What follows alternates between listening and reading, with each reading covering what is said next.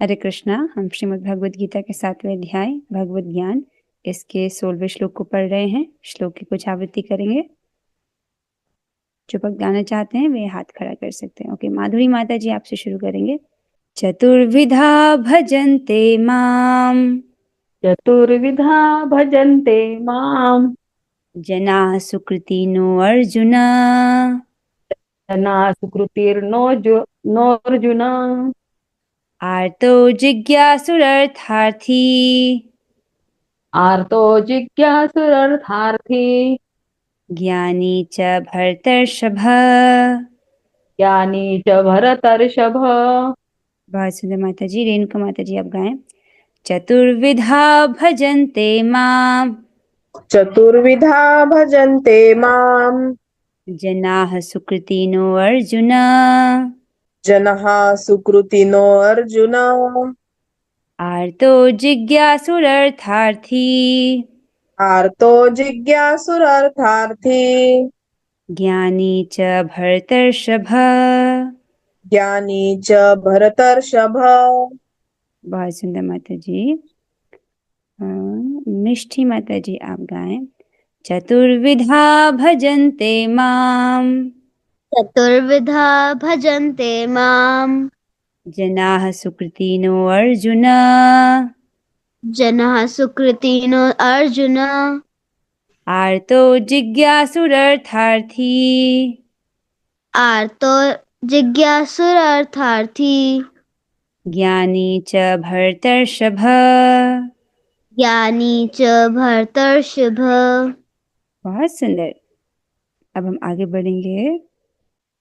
श्री भगवान इस श्लोक में कह रहे हैं, हे भरत श्रेष्ठ, अर्जुन जी को कहते हैं, हे भरत श्रेष्ठ, 4 प्रकार के पुण्यात्मा मेरी सेवा करते हैं अर्थात मेरी शरण ग्रहण करते हैं। वे हैं आर्त, जिज्ञासु, अर्थार्थी तथा ज्ञानी। देखिए, पिछले श्लोक में भगवान ने 4 प्रकार के व्यक्तियों का वर्णन किया था, दुष्कृतिवान लोगों का वर्णन किया था, जो भगवान की शरण में नहीं जाते हैं। यदि प्रश्न पूछा जाए तो भगवान फिर आपकी शरण में कौन जाते हैं, कौन व्यक्ति हैं जो आपकी शरण में आते हैं, तो भगवान इस श्लोक को कहते हैं ऐसे 4 प्रकार के पुण्यात्मा लोग हैं। ठीक है, उनके विषय में भगवान कहते हैं। वो 4 प्रकार के लोग कौन हैं? आर्त अर्थात जो किसी पीड़ा में है, किसी कोई दुख है उसको।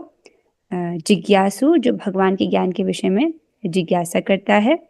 अर्थार्थी अर्थात उसको कुछ अर्थ चाहिए, कुछ धन की आकांक्षा है, कुछ भौतिक लाभ की आकांक्षा है इस जगत में या पारलोक में। तथा ज्ञानी जो आत्मा और परमात्मा के ज्ञान को जानता है। तो ऐसे 4 प्रकार के पुण्य आत्मा हैं, वे भगवान की शरण ग्रहण करते हैं। एक बार आप अन्वय को देखिए। भरतर्षभ, हे भरत वंशियों में श्रेष्ठ, किसे कह रहे हैं ये? अर्जुन जी को। आर्तः अर्थात रोग शत्रु भयादि से अभिभूत। तो 4 प्रकार के लोगों में जो पहला व्यक्ति जिसके विषय में भगवान कहते हैं वो है आर्त। आर्त अर्थात जो या तो रोग से पीड़ित है या शत्रु के भय से जो अभिभूत है, ग्रस्त है। इस प्रकार से जो पीड़ित व्यक्ति किसी दुख के कारण, उसको कह रहे हैं आर्त। तो ऐसा व्यक्ति जो भगवान की शरण ग्रहण करता है। समझना होगा, इस जगत में सभी दुखी लोग भगवान की शरण ग्रहण नहीं करते हैं। ये 4 प्रकार के पुण्य आत्मा है, जिसके पास कुछ सुकृति है, किसी ने भक्तोन्मुखी सुकृति कमाई है, वही भगवान की शरण में जाता है। ठीक है, सो आगे चलेंगे। जिज्ञासु अर्थात आत्मज्ञानार्थी, जो आत्मज्ञान के विषय में जिज्ञासा करता है। और अर्थार्थी अर्थात ऐहिक और पारलौकिक भोग चाहने वाला।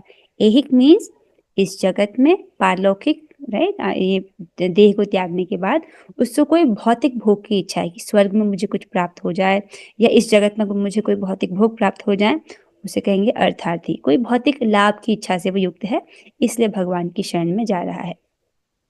ज्ञानी, ज्ञानी अर्थात तत्व ज्ञानी, जो आत्मा के ज्ञान को जानते हैं, परमात्मा के ज्ञान को जानते हैं, ऐसे को ज्ञानी बोला है। तो ऐसे एते ये चतुर्विधा सुकृतिनः, ये क्या है?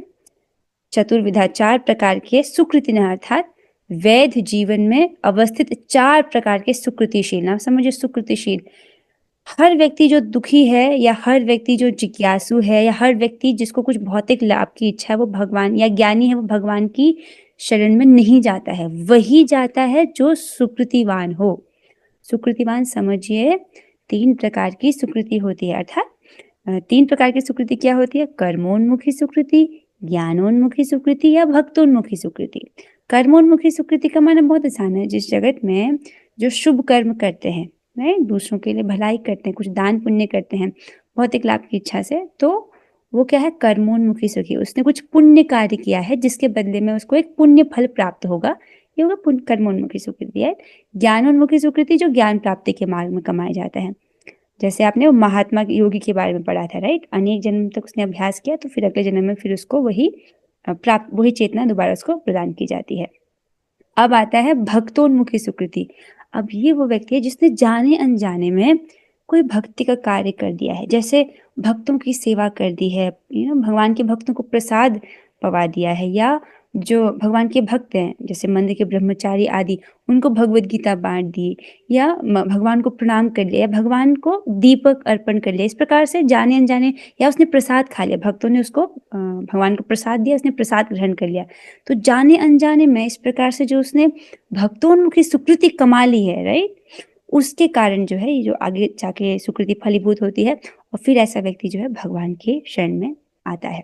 समझ लें, जो सुकृतिवान है, जो पुण्यात्मा है, वो वही भगवान की शरण ग्रहण करता है। समझ इस चीज को। जना अर्थात जन समूह, माम मुझको अर्थात भगवान श्री कृष्ण को भजते हैं, अर्थात उनकी सेवा करते हैं, उनकी शरण ग्रहण करते हैं। स्पष्ट हो रहा है ये? आर्त, जिज्ञासु, अर्थार्थी और ज्ञानी। ठीक है, एक बार फिर से श्लोक को देखेंगे। चतुर्विधा भजन्ते माम, 4 प्रकार के जो व्यक्ति हैं वो भगवान का भजन करते हैं, भगवान की सेवा करते हैं। जना सुकृतिनो अर्जुन, हे अर्जुन वो कैसे हैं? सुकृतिनो, वो पुण्यात्मा है। ऐसे जो जना, ऐसे जो व्यक्ति हैं वो पुण्यात्मा है हे अर्जुन। आर्तो जिज्ञासु अर्थार्थी, और ये 4 व्यक्ति, 4 प्रकार के लोग कौन हैं? आर्थ है, जो किसी दुख से या शत्रु से जो भयभीत है, किसी दुख से पीड़ित है, राइट। जिज्ञासुर, जिज्ञासु में जो ज्ञान, आत्मा के ज्ञान के विषय में जिज्ञासा करते हैं। अर्थार्थी, जिनको इस भौतिक जगत में कोई लाभ चाहिए। और ज्ञानी, अर्थात जो आत्मा और परमात्मा के ज्ञान को जानता है, तत्व का ज्ञानी है। ये 4 प्रकार के लोग भगवान की शरण ग्रहण करते हैं। स्पष्ट है? ओके, सो अब इसमें बहुत सुंदर उदाहरण हम पढ़ेंगे आज के तात्पर्य में। आते हैं तात्पर्य की ओर बढ़ेंगे। अनुवाद और तात्पर्य कृष्ण कृपा मूर्ति श्री श्रीमद AC भक्ति वेदांत स्वामी प्रभुपाद द्वारा। तो प्रभुपाद जी ने बहुत सुंदर तात्पर्य लिखा हमारे लिए। प्रभुपाद जी कहते हैं, दुष्कृति के सर्वथा विपरीत ऐसे लोग हैं जो शास्त्रीय विधि विधानों का दृढ़ता से पालन करते हैं और ये सुकृतिनः कहलाते हैं। पिछली कक्षा में आपने दुष्कृतिवान के बारे में पढ़ा था, राइट। दुष्कृति, कृति अर्थात पंडित और दुष्कृति अर्थात कुपंडित। लेकिन अब आप सुकृति, राइट, जो सुकृति है उसके विषय में पढ़ रहे हैं। वो कौन है? वो शास्त्रीय विधि विधानों का अच्छे से दृढ़ता से पालन करते हैं। अर्थात ये लोग हैं जो शास्त्रीय विधि विधानों, नैतिक तथा सामाजिक नियमों को मानते हैं और परमेश्वर के प्रति न्यूनाधिक भक्ति करते हैं। न्यूनाधिक अर्थात थोड़ा बहुत जो है ये लोग भक्ति करते हैं, राइट। देखिए, ये लोगों में होता है, जन्म से सहज है कि वो भगवान की तरफ कुछ रुझान होता है। सो हालांकि शास्त्र, राइट, ऐसे भक्तों के संग में नहीं सुन रहे हैं, जो भी उनको थोड़ा बहुत श्रद्धा है उस अनुसार भगवान की वो थोड़ी बहुत भक्ति करते हैं। ऐसे लोगों की 4 श्रेणियां हैं। पहला, वे जो पीड़ित हैं, आर्त। वे जिन्हें धन की आवश्यकता है, अर्थार्थी। तीसरा है वे जिन्हें जिज्ञासा है, जिज्ञासु। और वे जिन्हें परम सत्य का ज्ञान है, अर्थात ज्ञानी। सो एक उदाहरण यहाँ पर प्रस्तुत किए गए हैं। आर्त अर्थात यहाँ पर उदाहरण दिया गया है गजेंद्र का। ठीक है, तो गजेंद्र कौन है? संक्षेप में इनके विषय में पढ़ रहे हैं हम, क्योंकि कक्षा में कुछ छोटे बच्चे भी हैं, नई भक्त भी हैं। सो त्रिकुट पर्वत के सुंदर सरोवर में गजेंद्र नामक हाथी अपने झुंड के साथ जल क्रीड़ा कर रहा था। तो पृथ्वी की घटना नहीं है ये, त्रिकुट पर्वत की घटना है, पृथ्वी की घटना नहीं है। वहां पर गजेंद्र नामक हाथी अपने झुंड के साथ क्रीड़ा कर रहा था। खेलते खेलते उसने जल में प्रवेश किया, जहां एक विशाल मगरमच्छ ने उसका पैर पकड़ लिया। गजेंद्र अपनी पूरी ताकत से मुक्त होने का प्रयास करता रहा, लेकिन वह धीरे धीरे थकने लगा। समझिए आप, जल में इस प्रकार से हैं, तो जल में मगरमच्छ अधिक बलवान है। राइट, अब समझते हैं, वैसे तो हाथी बहुत बलवान है, लेकिन जल में मगरमच्छ अधिक बलवान है। अब इस प्रकार से संघर्ष करते करते गजेंद्र और मगरमच्छ के बीच वर्षों तक संघर्ष चला। वर्षों बीत गए, 1000 वर्ष तक इस प्रकार संघर्ष चलता रहा। जल में मगरमच्छ को बल मिलता था, जबकि गजेंद्र जल में कमजोर हो रहा था। जब उसने समझ लिया कि अपने बल से मुक्त होना असंभव है, तो उसने भगवान विष्णु की शरण ग्रहण की। ये आर्त का उदाहरण आप समझ रहे हैं, वो पीड़ित है, दुख से पीड़ित है, इसलिए भगवान की शरण में जाते हैं। गजेंद्र ने श्री भगवान की स्तुति करते हुए कमल का फूल अर्पित किया। आप इस चित्र में देख सकते हैं। उसकी प्रार्थना सुनकर भगवान विष्णु गरुड़ पर सवार होकर आए और सुदर्शन चक्र से मगरमच्छ का वध किया, और गजेंद्र और मगरमच्छ दोनों को मोक्ष प्राप्त हुआ। तो दोनों को ही जो है भगवान मोक्ष लाभ देते हैं। सो आई होप स्पष्ट हो रहा होगा। आर्त का उदाहरण, जब व्यक्ति दुख से पीड़ित हो, शत्रु के भय से पीड़ित हो, तो भगवान की शरण ग्रहण करता है। अर्थार्थी में उदाहरण दिया गया है ध्रुव महाराज का। ध्रुव महाराज कौन थे? ध्रुव महाराज उत्तानपाद के पुत्र और स्वयंभू मनु के पौत्र थे। राजा उत्तानपाद की 2 पत्नियां थी, सुनीति अर्थात जो ध्रुव की माता हैं, और सुरुचि ध्रुव की सौतेली माता। तो घटना कुछ इस प्रकार से है कि सुरुचि राजा की प्रिय पत्नी थी, इसलिए वह अपने पुत्र उत्तम को अधिक महत्व देती थी। जो ध्रुव की जो सौतेली माँ है वो राजा को अधिक प्रिय है, और जो सौतेली माँ का जो बेटा है उत्तम, राइट, उसको अधिक महत्व जो है दिया जाता था सुरुचि के द्वारा। एक दिन ध्रुव महाराज ने अपने पिता की गोद में बैठने का प्रयास किया, लेकिन सुरुचि ने उसे कठोर शब्दों में कहा। तो ये जो ध्रुव की सौतेली माँ है वो कठोर शब्दों में ध्रुव को कहती हैं। इन शब्दों को सुन के ध्रुव महाराज को बहुत क्रोध आता है। क्या कहती हैं वे? तुम राजा की गोद में बैठने योग्य नहीं हो, क्योंकि तुम मेरी संतान नहीं हो। यदि तुम राजा की गोद में बैठना चाहते हो तो भगवान नारायण की आराधना करके मेरे गर्भ से जन्म लेना होगा। तो इस प्रकार से ध्रुव महाराज को कहती कि तुम योग्य नहीं हो, अगर तुम्हें राजा की गोद में बैठना है तो तुम्हें मेरे गर्भ से जन्म लेना होगा। इस प्रकार के ऐसे कठोर वचनों का वो प्रयोग करती हैं। तो ध्रुव महाराज को बहुत कष्ट होता है और बहुत क्रोधित होते हैं। सुनीति अर्थात ध्रुव की माता दुखी थी, लेकिन उन्होंने ध्रुव को भगवान नारायण की शरण लेने का परामर्श दिया। सुनीति माता जी उनको बहुत सुंदर उपदेश देती हैं। वो कहती हैं कि देखो, तुम्हें ये दुख प्राप्त हुआ है तो ये तुम्हारे कर्मों के कारण ही है। तुम्हें क्या करना चाहिए? तुमको भगवान नारायण की शरण ग्रहण करनी चाहिए, वो सभी के पिता हैं। तो यहाँ पर उनकी माता उनको शिक्षा देती हैं। ध्रुव महाराज ने अपने बालपन में ही दृढ़ निश्चय और भगवान के प्रति अटूट भक्ति का उदाहरण प्रस्तुत किया है। तो बहुत छोटी सी आयु में जंगल में चले जाते हैं, दृढ़ता से भक्ति करते हैं। उनको गुरु मंत्र कौन देते हैं? स्वयं नारद जी। ठीक है, सो बहुत छोटी ही आयु में उन्होंने भगवान को प्राप्त कर लिया था। ध्रुव को भगवान के दर्शन के बाद अपनी सांसारिक इच्छाओं की तुच्छता का बोध हुआ। ध्रुव महाराज के मन में था कि अब मुझे अपने पिताजी से भी अधिक बड़ा राज्य चाहिए। आप समझ रहे हो, इसी इच्छा को लेकर के वन में जाते हैं, भगवान का भजन करते हैं। भगवान का दर्शन प्राप्त करने के बाद भगवान उनको आशीर्वाद देते हैं। तब उनको एहसास होता है कि मैंने जो इच्छा की है वो तो बहुत तुच्छ है। सो इस प्रकार से ध्रुव को भगवान के दर्शन के बाद अपनी सांसारिक इच्छाओं की तुच्छता का बोध हुआ। फिर 36,000 साल तक जो है वे राज्य करते हैं। भगवान उनको आशीर्वाद देते हैं 36,000 साल तक राज करने का, और फिर वैकुंठ जाते हैं। अब ध्रुव महाराज जब वैकुंठ में जा रहे हैं तो वो देखते हैं कि इससे पहले कि वो विमान में प्रवेश करें, दूसरे विमान में वो देखते हैं कि जो उनकी माता है, जिन्होंने उनको उपदेश दिया था सुनीति ने कि आपको जंगल में जाके भगवान नारायण का आराधना करनी चाहिए, इस प्रकार से कहा था उन्होंने, आपको नारायण की शरण ग्रहण करनी चाहिए, माता ने उपदेश दिया था। तो क्योंकि उन्होंने एक प्रकार से ध्रुव की सहायता की थी कृष्ण की तरफ आने में, भगवान की तरफ आने में, तो इसलिए उनको भी वैकुंठ में प्रवेश दिया गया। आप समझ रहे हैं? तो इसलिए जब बच्चे भक्ति करते हैं तो माता पिता को भी पूरा पूरा उसका लाभ होता है। फिर अगला उदाहरण है जिज्ञासु अर्थात शौनक आदि ऋषिगण। इनका उदाहरण दिया गया है। तो शौनक आदि ऋषियों का उल्लेख श्रीमद् भागवतम के प्रथम स्कंद में होता है। वहां पर आप इनके विषय में विस्तार से पढ़ सकते हैं। बहुत सुंदर है, मुनियों की जिज्ञासा करके अध्याय होगा। यह घटना नैमिषारण्य में घटित हुई थी, जो एक पवित्र और आध्यात्मिक स्थान है। शौनक ऋषि उन 88,000 ऋषियों के प्रमुख थे।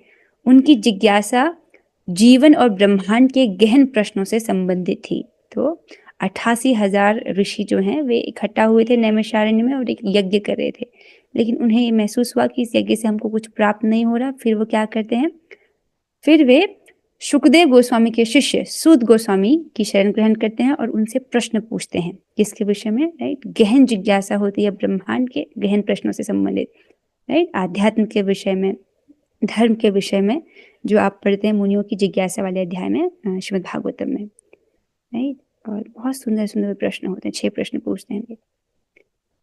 और ज्ञानी में उदाहरण दिया गया है सुखदेव गोस्वामी जी का, राइट। तो ये जो शौनक ऋषिगण हैं ये सुखदेव गोस्वामी जी के शिष्य सूत गोस्वामी जी से प्रश्न पूछते हैं। तो सूत गोस्वामी जी कौन है?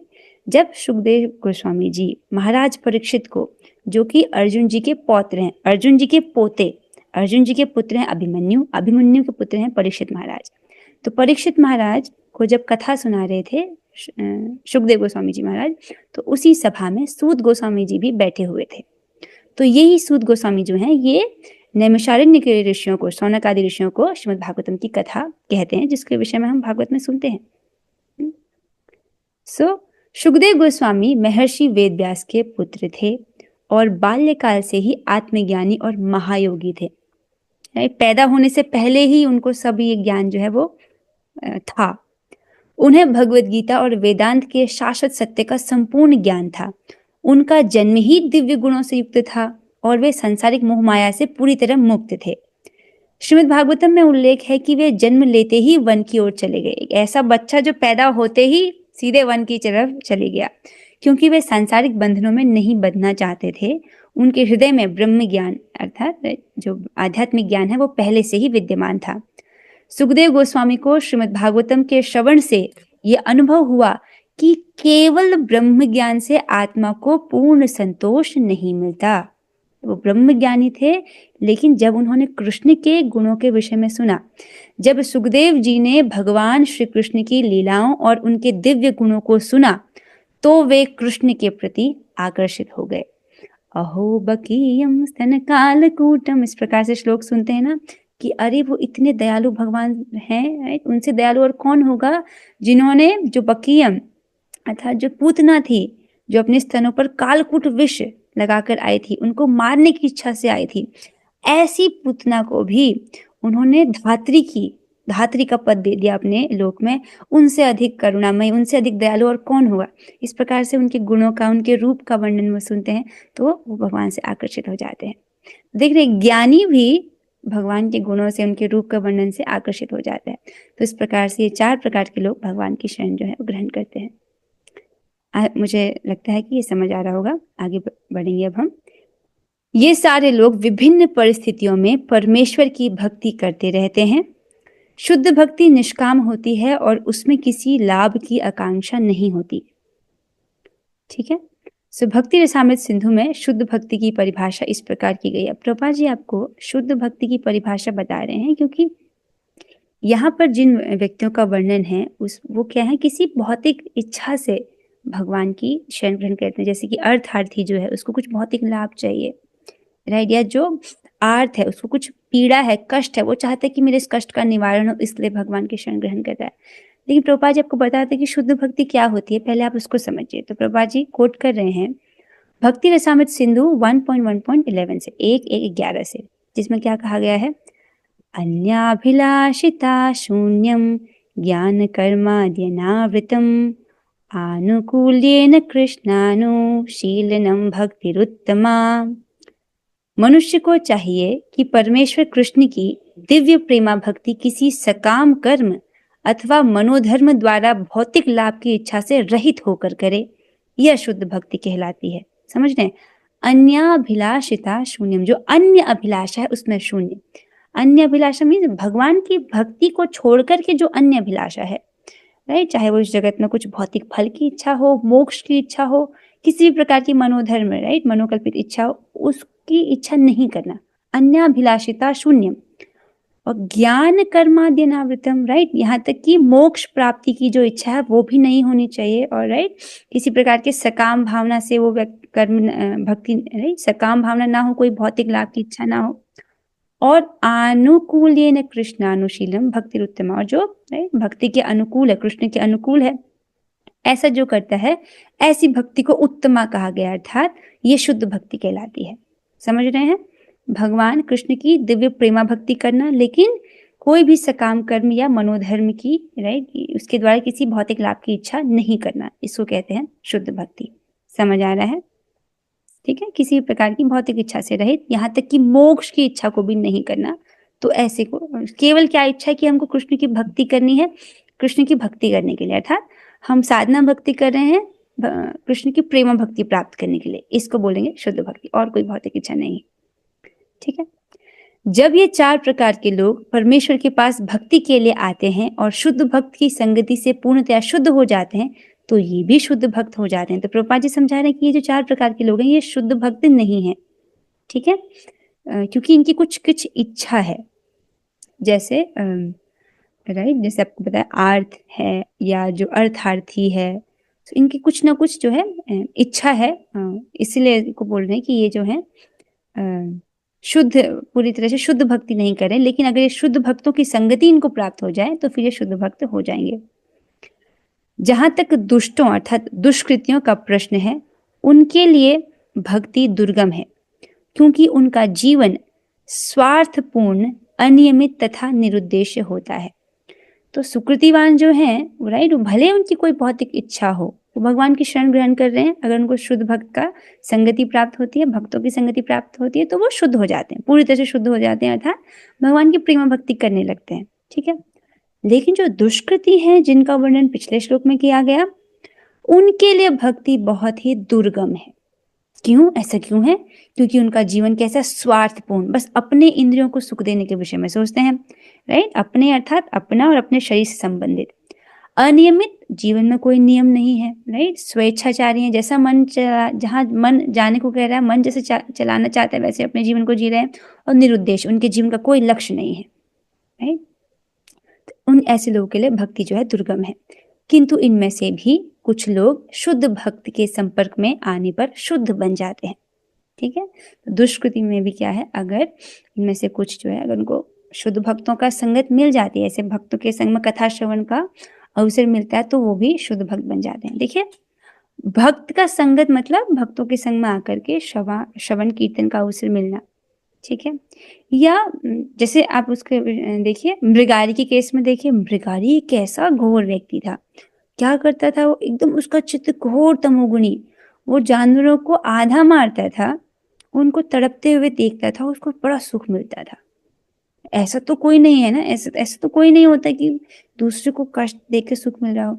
ऐसा घोर चित्त वाला मृगारी, उसको जब नारद मुनि की संगति मिली, नारद मुनि आते हैं, उससे पूछते कि तुम क्या कर रहे हो, तो कहता है कि इनको इस प्रकार से आधा मरा देखकर मुझे बड़ा सुख होता है। ऐसे समझ सकते कि बड़ा घोर उसका चित्त था। तो नारद जी से कहते कि अपने ये योग बल से दिखाते हैं कि ये जो जितने भी ये जीव हैं जिनको तुमने कष्ट पहुंचाया है, ये रौरव नामक नरक में तुमको कष्ट देंगे। क्योंकि आपको पता है 28 प्रकार के नरक होते हैं, आज भी हैं, कि नियम तो है ही। तो जो है इस प्रकार से नारद मुनि उनको बताते हैं, और फिर वो नारद मुनि की शरण ग्रहण करते हैं, और नारद मुनि उनसे कहते हैं कि तुमको भक्ति करनी चाहिए, और ये सब तुम त्याग दो, इस कर्म को त्याग दो। और इस प्रकार वो भक्ति करता है, और 1 साल में ही, राइट, 1 साल में उसका इतना हृदय परिवर्तन हो जाता है कि जब 1 साल बाद नारद मुनि वापस आते हैं ये देखने के लिए कि ये जो मृगारी था कैसा भक्त बना है, राइट, क्या इसका ठीक है कि नहीं है, तो देखने के लिए आते हैं। तो मृगारी दूर से नारद मुनि को देखता है, राइट, उनकी तरफ आता है और कूद कूद के आ रहा होता है। तो नारद मुनि उनसे पूछते कि तुम इतना कूद कूद के क्यों आ रहे थे? तो बोलता है कि रास्ते में बहुत सारी चींटियां थी गुरुदेव, मैं नहीं चाहता था कि किसी भी जीव को मेरे कारण कष्ट हो। ये किसका गुण है? करुणा। जब हृदय में व्यक्ति भक्ति करता है तो उसके हृदय में करुणा आती है। अद्वेष्टा सर्वभूतानां मैत्र करुणा एव च, इस प्रकार से उसमें गुण आने लगते हैं। देख रहे हैं, शुद्ध भक्त के संपर्क में आने पर शुद्ध भक्त बन जाते हैं, है कि नहीं? जो लोग सदैव सकाम कर्मों में व्यस्त रहते हैं वे संकट के समय भगवान के पास आते हैं और तब वे शुद्ध भक्तों की संगति करते हैं तथा विपत्ति में भगवान के भक्त बन जाते हैं। जो बिल्कुल हताश हैं वे भी कभी कभी शुद्ध भक्तों की संगति करने आते हैं और ईश्वर के विषय में जानने की जिज्ञासा करते हैं। इसी प्रकार शुष्क चिंतक जब ज्ञान के प्रत्येक क्षेत्र से हताश हो जाते हैं तो वे कभी कभी ईश्वर को जानना चाहते हैं और वे भगवान की भक्ति करने आते हैं। इस प्रकार ये निराकार ब्रह्म तथा अंतर्यामी परमात्मा के ज्ञान को पार कर जाते हैं और भगवत कृपा से या उनके शुद्ध भक्त की कृपा से उन्हें साकार भगवान का बोध हो जाता है। स्पष्ट है ये?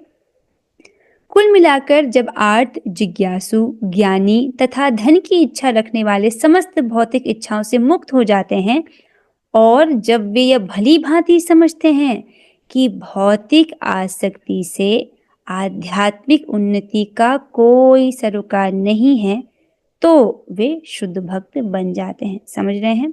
ऐसे जो 4 प्रकार के लोग हैं जब वो सब प्रकार की भौतिक इच्छाओं से मुक्त हो जाते हैं, साथ में क्या समझते हैं, वो ये बहुत अच्छे से समझ जाते हैं कि जो मेरी भौतिक आसक्ति है उससे मुझे भौतिक उन्नति नहीं प्राप्त हो सकती है। वास्तव में वो मेरी आध्यात्मिक उन्नति में रोड़े की तरह है। वो समझ जाते हैं कि भौतिक आसक्ति होना अर्थात भौतिक आसक्ति अपने शरीर से आसक्ति होना, शरीर से संबंधित वस्तुओं से, लोगों से आसक्ति होना, राइट। इस प्रकार की जो आसक्ति है उसका आध्यात्मिक उन्नति से कोई सरोकार नहीं है, राइट। आध्यात्मिक उन्नति में कोई लाभ नहीं होता उनसे, अपितु नुकसान ही होता है। तो जब इस प्रकार से समझ जाते हैं अर्थात ऐसी भौतिक आसक्ति को वो त्याग देते हैं तो वे शुद्ध भक्त बन जाते हैं। स्पष्ट हो रहा है? हाँ, बस एक लास्ट है। जब तक ऐसी शुद्ध अवस्था प्राप्त नहीं हो लेती तब तक भगवान की दिव्य सेवा में लगे भक्त सकाम कर्मों में या संसारी ज्ञान की खोज में अनुरक्त रहते हैं। मतलब थोड़ी बहुत भगवान की भक्ति भी कर रहे हैं लेकिन सकाम कर्मों में रुचि है। भक्ति भी इसलिए कर रहे हैं ताकि उनको भौतिक जगत में कुछ लाभ मिल जाए या कुछ संसारी कुछ ज्ञान की संसारी ज्ञान की खोज में है। अतः शुद्ध भक्ति की अवस्था तक पहुंचने के लिए मनुष्य को इन सबों को लांघना होता है कि सब प्रकार की भौतिक इच्छाएं, ये भौतिक आसक्ति है, इन सबको लांघना होता है, तब जाके व्यक्ति शुद्ध भक्त बन जाता है और भक्तों के संग में सहजता से हो जाता है, राइट। भक्तों के संग में हम आसानी से इसको लांघ पाते हैं, राइट, क्योंकि कथा सुनते सुनते कृष्ण के प्रति आकर्षण होने लगता है। ठीक है, इसके साथ ये तात्पर्य यहाँ पर समाप्त होता है। समझ में सबको समझ आ गया होगा। कुछ प्रश्न है उसको हम देख लेते हैं। आज के श्लोक से संबंधित कुछ प्रश्नों को देखेंगे। पहला प्रश्न है, सुकृतिनः किन्हें कहा गया है? ऑप्शन ए, जो शास्त्रों के विपरीत चले। ऑप्शन बी, जो शास्त्रीय विधि विधानों का पालन करे। ऑप्शन सी, जो अपने स्वार्थ में लीन रहे। या ऑप्शन डी, जो दूसरों को धोखा दे। ओके, महाकवि जयदेव दास प्रभु जी आप बताएं। बी, जो शास्त्रीय विधि विधानों का पालन करे। यस, सही उत्तर दिया प्रभु आपने, जो शास्त्रीय विधि विधानों का पालन करें। अगले प्रश्न की ओर बढ़ेंगे। दुष्कृतिनः का जीवन कैसा होता है? ऑप्शन ए, स्वार्थपूर्ण, अनियमित, निरुद्देश्य। ऑप्शन बी, नियमों से परिपूर्ण। ऑप्शन सी, सुसंगठित। ऑप्शन डी, सरल और पवित्र। ओके, कौन बताएंगे? शाली माता जी आप बताएं। ऑप्शन नंबर ए, स्वार्थपूर्ण, अनियमित, निरुद्देश्य। आवाज आ रही है? हाँ, मैं सुन पा रही हूँ। निरुद्देश्य, आपने सही उत्तर बोला माता जी। माता जी, स्वार्थपूर्ण, अनियमित और निरुद्देश्य। अगले प्रश्न की ओर बढ़ते हैं। जो संकट में भगवान के पास आते हैं वे कौन होते हैं? ऑप्शन ए, ज्ञानी। बी, जिज्ञासु। सी, आर्त। या डी, धन की इच्छा रखने वाले। माधुरी माता जी आप बताएं। आर्थ सी, आर्थ। यस, आपका सही उत्तर है माता जी, ऑप्शन सी, आर्त। और ब्रजभूषण प्रभु जी चार्ट में लिख रहे हैं सी। हाँ, ये आपके भी सही उत्तर है। अगले प्रश्न की ओर बढ़ेंगे। शुद्ध भक्त का संग किसे लाभान्वित करता है? ऑप्शन ए, दुष्कृतिनः। ऑप्शन बी, ज्ञानी। ऑप्शन सी, सकाम कर्मी। ऑप्शन डी, सभी। ओके, सो अनीता माता जी आप बताएं। हरे कृष्णा माता जी। शुद्ध भक्त का संग सभी को लाभ करेगा माता जी। ऊपर के यस, सभी सही जो उत्तर है। सही उत्तर है माता जी, ऑप्शन डी, सभी को लाभ मिलेगा, दुष्कृतना को भी, ज्ञानी को भी, सकाम कर्मी को भी। अगला प्रश्न है, जब शुद्ध भक्त की संगति होती है तो क्या होता है? ऑप्शन ए, दुष्कृतना भी शुद्ध भक्त बन जाते हैं। ऑप्शन बी, कोई परिवर्तन नहीं होता। ऑप्शन सी, भक्ति कठिन हो जाती है। ऑप्शन डी, सांसारिक जीवन बढ़ जाता है। तो बहुत आसान प्रश्न है। संगामृत माता जी आप बताएं। ए माता जी, ऑप्शन ए, दुष्कृतिना यस, सही भी शुद्ध भक्त बन सकते हैं। जी माता जी, एकदम सही उत्तर, दुष्कृतिना भी शुद्ध भक्त बन सकते हैं। परफेक्ट। अगला प्रश्न है, भक्ति रसामृत सिंधु के अनुसार शुद्ध भक्ति की परिभाषा क्या है? प्रश्न समझ आ रहा है? शुद्ध भक्ति की परिभाषा क्या है भक्ति रसामृत सिंधु के अनुसार? महाकवि जयदेव दास प्रभु जी आप बताएं। भक्ति रसामृत सिंधु के अनुसार शुद्ध भक्ति की परिभाषा है अन अभिलाषता शून्य, यानी जो है भक्ति की अभिलाषा के अलावा हमारी कोई भी भौतिक अभिलाषा नहीं होनी चाहिए, और फिर हम उसको भक्ति करें, और कोई भी जो है मनोगत या भौतिक अभिलाषा नहीं होनी। यस प्रभु जी, आपने एकदम सही उत्तर दिया, थैंक यू सो मच, बहुत अच्छा उत्तर था। अब अगला प्रश्न है, शुद्ध भक्ति और सकाम भक्ति में क्या अंतर है? आपने इस यहाँ पर आज आपने सकाम भक्ति के विषय में पढ़ा, राइट? कुछ इच्छा है, तो शुद्ध भक्ति और सकाम भक्ति में क्या अंतर है? ओके, रेणुका माता जी कुछ कहना चाहेंगी, बताइए माता जी। शुद्ध भक्ति वो है जिसमें हम भगवान से कुछ पाने की अभिलाषा नहीं रखते, और सकाम भक्ति वो है कि हम भगवान से कुछ पाने की इच्छा करते हैं। ठीक है माता जी, तो शुद्ध भक्ति भी सही, आपने सही उत्तर बोला, कुछ भौतिक पाने की इच्छा हम नहीं रखते हैं, हालांकि हम प्रेम प्राप्त करने की इच्छा तो रखते ही है शुद्ध भक्ति में भी।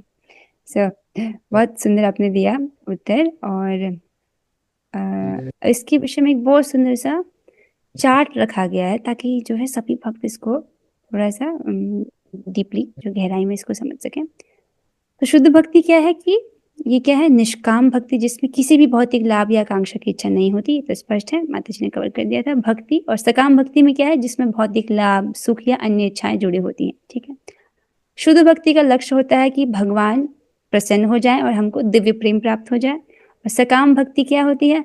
भगवान से किसी भौतिक या व्यक्तिगत इच्छा की पूर्ति।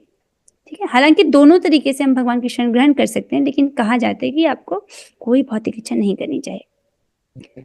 और शुद्ध भक्ति में प्रेरणा क्या होती है? भगवान के प्रति प्रेम और निस्वार्थ समर्पण। और सकाम भक्ति में भौतिक इच्छाओं की पूर्ति के लिए भगवान का स्मरण, हम भगवान को वो उसमें भगवान की पूजा इसलिए करें ताकि उनकी ये जो पर्टिकुलर इच्छा है वो पूरी हो जाए, ये इस टेस्ट में पास हो जाए, किसी को पुत्र प्राप्ति हो जाए, वगैरह वगैरह। तो आप समझ रहे हैं, राइट? सकाम भक्ति जो है, इसका किसी न किसी जो लाभ या फल की प्राप्ति का ही उद्देश्य रहता है। शुद्ध भक्ति का उदाहरण है जैसे गोपियां और वृंदावन के जो भक्त हैं। और सकाम भक्ति में यहाँ पर भगवान से धन, शक्ति या सुरक्षा मांगने वाली भक्ति।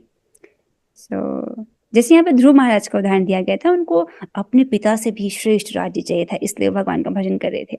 लेकिन भगवान से मिलने के बाद उनको लगा, रहे मैं क्या मांग रहा था, राइट? उनको बहुत बुरा लगता है फिर, क्योंकि उन्होंने मांगा, भगवान ने भी उनको वरदान दिया कि नहीं, अब तुम 36,000 साल तक यहाँ पर वास करो। तो फिर क्या हुआ? उनको बुरा इसलिए लगता है कि अब मुझे 36,000 साल तक यहाँ पर राज्य करना पड़ेगा, जबकि मैं जिस दिन भगवान से मिला था उस दिन मुझे धाम मिल सकता था। फिर उन अपनी इच्छा के चलते फिर उन्होंने राज्य किया, फिर उसके बाद वो 36,000 साल के बाद वैकुंठ गए। बहुत सुंदर रहा ये। एक और यहाँ पर प्रश्न है, शुद्ध भक्त बनने के लिए मनुष्य को क्या करना चाहिए? और ये तो बहुत आसान है, राइट? ओके, शाली माता जी बोलना चाहेंगी, बताइए। हरे कृष्णा माता जी, एसोसिएशन ऑफ डिवोटी मतलब भक्तों का संग करना चाहिए, प्रभुपाद की बुक्स पढ़नी चाहिए और जपा करना चाहिए और भगवान का केवल प्रसाद पाना चाहिए। हरे कृष्ण। बहुत सुंदर माता जी, 100 में से 100 नंबर आपने सभी पॉइंट्स कवर करने की।